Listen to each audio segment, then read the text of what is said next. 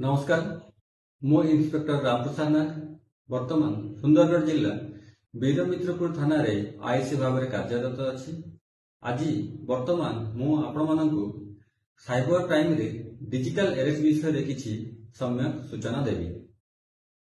आपण माने निश्चय डिजिटल अरेस्ट विषय रे सुनिथिबे किंबा कोनसी न्यूज पेपर रे पढिथिबे। एथिरे फ्रॉडस्टर निजर परिचय कौन पुलिस ऑफिसर जज किंबा मजिस्ट्रेट कही आपण नंबर को अननोन नंबर कॉल करिवो एवं कौन एक केस रे आपण पुओ किंबा स्वामी अरेस्ट होइचंती कही कौन एक नंबर दे सेही नंबर रे टंका पठाइबा पे बाध्य एवं भयभीत करिवो नहले आपण पुओ किंबा स्वामी को जेल पठाई दिया जिवो बोली कहिवो। एभली कोनोसी कॉल आसिले आपण जमारे भयभीत हेबे नाही किंबा सही नंबर रे टंका पठाइबे नाही।